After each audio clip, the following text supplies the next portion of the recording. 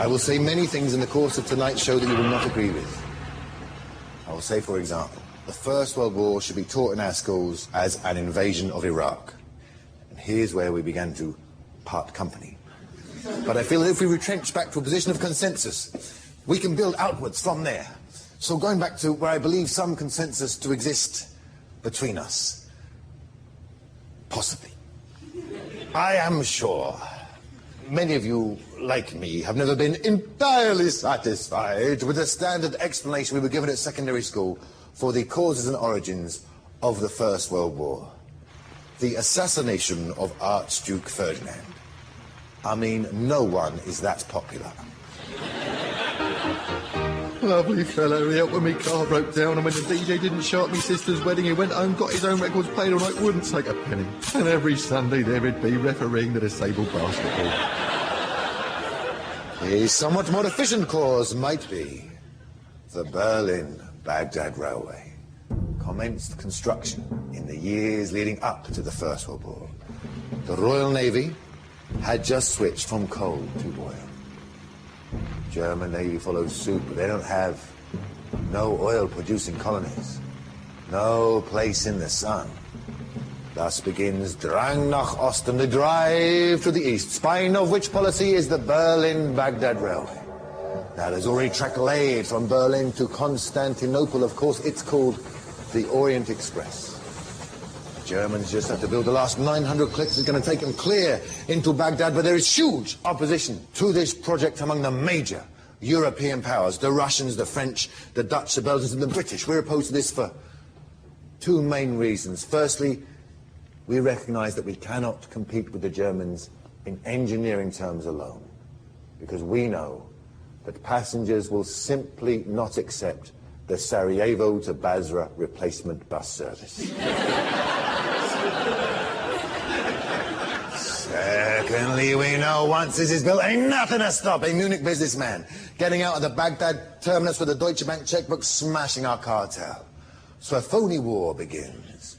Churchill, who is Minister for War and Air, dispatches to the Gulf Sidney Riley, who's described in one leading textbook of the period as, I'm quoting now, probably the most famous spy of the early 20th century. Now, call me naive about international espionage, but if you are the most famous spy, you are the worst. And so it proves, Sidney Riley arrives in the Gulf with J-Lo and Beyonce on either arm, the paparazzi are there, flashbulbs pop. War breaks out because it's a war to defend plucky Belgian neutrality, remember, while the Belgians are pluckily defending Congolese rubber and ivory, the first British regiment to be deployed in the First World War, the Dorset Regiment, goes to Basra, 1914, where it is joined by 51 other British divisions. Now, if you go onto the Dorset Regiment's website, I have way too much free time. Plenty you're gonna read about the 1st Battalion of the Dorsets going to Mons in 1914. Nothing. Not a word about the 2nd Battalion of the Dorsets going to Basra in 1914, and therefore, my friends, I believe we may conclude with some confidence that had Wilfred Owen or Siegfried Sassoon fought by the Tigris or the Euphrates instead of by the Somme, we would never have heard of them. They could have sent truckloads to the front, full of nothing but poets. But if they'd fought in Iraq in the First World War, we would not know of a single man jack them. Why? There could even have been a 1st Special Poets Battalion.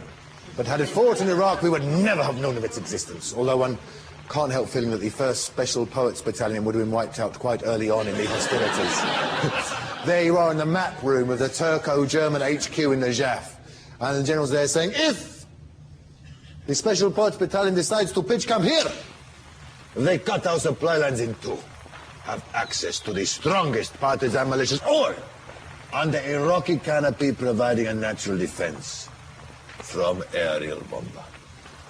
Fortunately, however, they have decided to pitch camp here, where dappled shade falls on rusted farm equipment entwined with bougainville. Near an almond grove where walks a young shepherd boy of unblemished complexion. Okay, I want to take the mood down now, so can you cycle a bit slow? Too slow, take it up a bit. Down a bit. Okay, that's it. Okay. And the reason the First World War is not taught in our schools, but the invasion of Iraq it was, is because your good war, your just war, has always been presented as a one-off, a discrete event, no more connected to other wars than consecutive production in the same musical, because otherwise, all the just war, good cause, humanitarian arguments, they begin to unravel if ever a war is seen to be part of a continuous foreign policy that has remained absolutely consistent for decades.